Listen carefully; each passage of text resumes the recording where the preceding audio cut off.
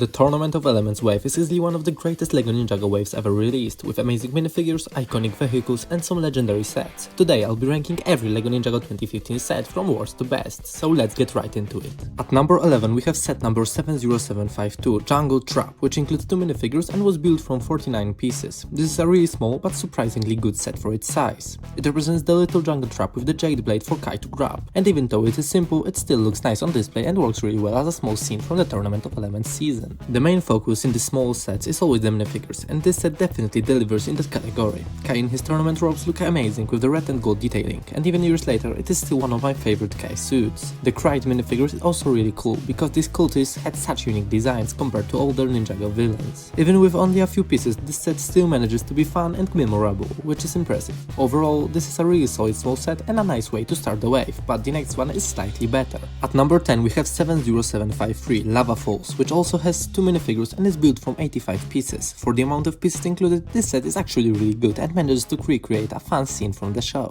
It represents the dangerous bridge leading to another jade blade weapon, and the main play feature is definitely the highlight here. You can make the bridge collapse and send the minifigures falling into the lava, which is a really fun feature, especially for younger fans. The build itself is simple, but the lava details and the overall look still makes it feel exciting. The minifigures are once again really strong, with the cultist looking great and Cole in his tournament robes looking amazing. The black color scheme worked perfectly for Cole and gives him one of the cleanest suits in the wave. Even though this is another small set, it still feels fun and complete, and it is one of the better, cheaper sets from the Tournament of Elements wave. This is a really good set, but the next one is even better. At number 9 we have set number 70745, Anacondrai Crusher, which has 2 minifigures and is built from 210 pieces. This set represents a really nice looking vehicle for Master Chen's army, and honestly it captures the style of the cultists perfectly. The vehicle is built in the Anacondrai style with dark tan colors, shake details and skeleton fragments that make it look much more intimidating and unique. It really feels like something that belongs to Chen's army. There's also a little side build which is a catapult that Kai can use to fight the vehicle, and while it is not anything special, it still adds some extra playability. The minifigures here are excellent, with one cultist and jungle robes Kai, who looks really good, although I personally still prefer him in his tournament robes. The vehicle itself rolls nicely, and has a really aggressive design which makes it stand out among smaller Ninjago vehicles from that time. Overall, this set was really good back in the day and still holds up surprisingly well today, but it can't compare to the next one. At number 8 we have set number 70755, Jungle Raider, which was built from 179 pieces and includes 2 amazing minifigures. One is a cultist with really good detailing and the other is Lloyd in his tournament robes, and he looks really good.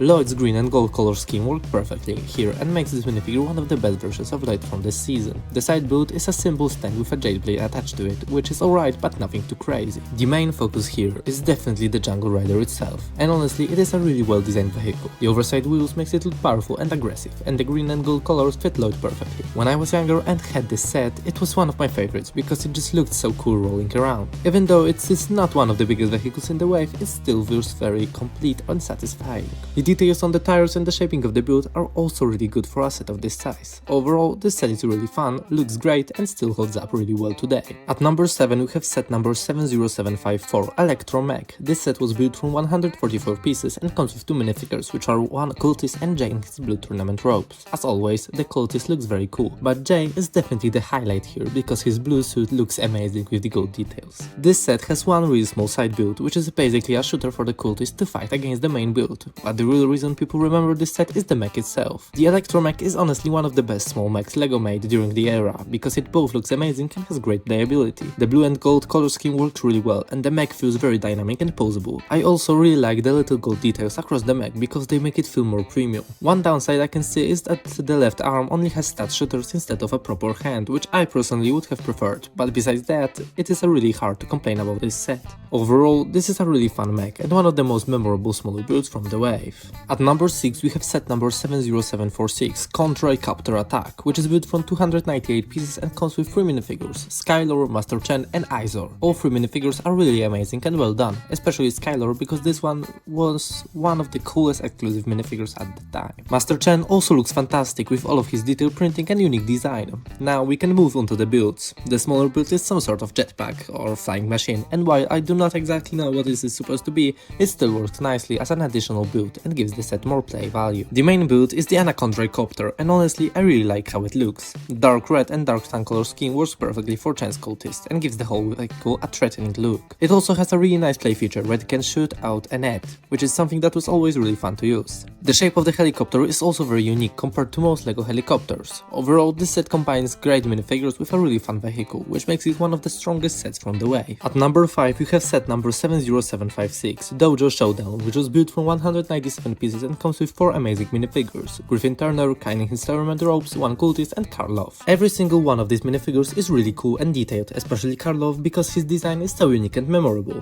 Griffin Turner was also a really exciting inclusion because many fans wanted more elemental masters in LEGO form. Now onto the build itself. It is basically a dojo arena where minifigures can fight for the J-Blade place at the top. The set includes multiple training and battle elements, which makes it feel packed with play features despite not being a huge build. One of the best features here is definitely the trapdoor under the J-Blade because it recreates the tournament scenes from the show really well. The design of the dojo also feels very authentic to the Tournament of Elements season. Overall, this set is really fun, has amazing minifigures and does a great job recreating the atmosphere of the tournament. At number 4 we have set number 70749, Enter the Serpent, which was built from 507 pieces and came with 5 minifigures. The minifigures here are Chen, Jay and Lloyd in their jungle robes, Zugu and Condrai in his Anacondrai form. Honestly, this minifigure selection is amazing because almost every figure feels important and unique. Condrai especially stands out because the Anacondrai warriors were some of the coolest villains in the entire wave. The set itself is split into 2 main builds. The smaller one is the prison area, which looks alright and works well as an extra section for play. The main build is much more impressive because of the giant serpentine inspired design. The whole structure really feels like something from Chen's island.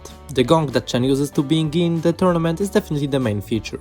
But there are also a treasure chest, spring-loaded shooters and weapon stand which adds more to interaction to the set. Even though some parts could have been slightly more detailed, this set feels really complete and visually impressive. Overall, this is one of the most iconic locations from the Tournament of Elements wave. At number 3 we have set number 70747, Boulder Blaster, which was built from 223 pieces and comes with 3 minifigures: Tsugu, Slaven and Cole in his jungle robes. The minifigure selection here is really strong because both cultists have amazing detailing and Cole's jungle robes look fantastic. This set has one side build which looks like a fragment of a temple or some ruins, and honestly it feels like a little unnecessary. But the main build completely makes up for that because the Boulder Blaster looks absolutely amazing. It captures the look from the show almost perfectly, and because of that it feels really authentic. The black and gold color scheme works incredibly well and gives the vehicle a very powerful appearance. I also really like the giant cannons built from spring-loaded shooters because they both look good and function really well during play. The shaping of the vehicle is also excellent and makes it look aggressive from every angle. Overall, this set combines great design, strong playability and accurate show representation, which makes it one of the best vehicles from that wave. At number 2 we have set number 70748, Titanium Dragon, which was built from 347 pieces and includes 3 minifigures: Klaus, Copter in his Anacondrai form and Zane as the Titanium Ninja. This version of Zane honestly looks amazing and is easily one of the best minifigures in the entire wave. The silver details on his suit fit perfectly with the Titanium theme. The smaller side build is a little outpost for Chen's army, and even though it is not huge, it still looks really nice and adds more story possibilities when playing with this set. It includes some weapons, keys and a catapult to shoot at the dragon, but obviously the real highlight here is the Titanium Dragon itself. The white and silver color scheme looks absolutely beautiful and makes the dragon stand out from many other Ninjago dragons. I also really like that the head is fully brick built instead of using a molded piece because it gives the dragon more character. The wings, tail and body all look really well designed,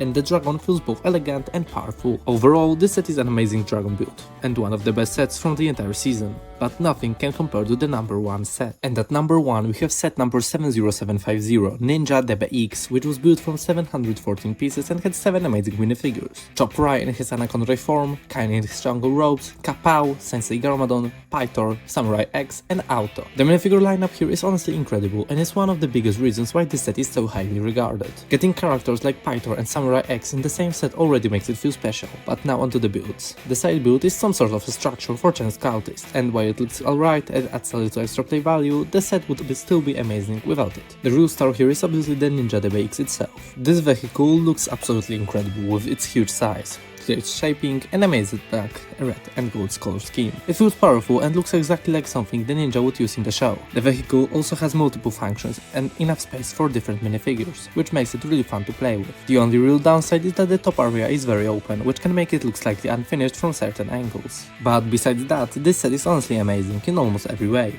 It perfectly combines an incredible vehicle, fantastic minifigures and great playability, which makes it the perfect set to top of the Tournament of Elements wave. So that was my ranking of every LEGO Ninjago 2015 set. If you enjoyed the video, make sure to check out my LEGO Ninjago 2014 ranking video where I ranked all the rebooted sets from worst to best, and of course don't forget to like and subscribe for more Ninjago content.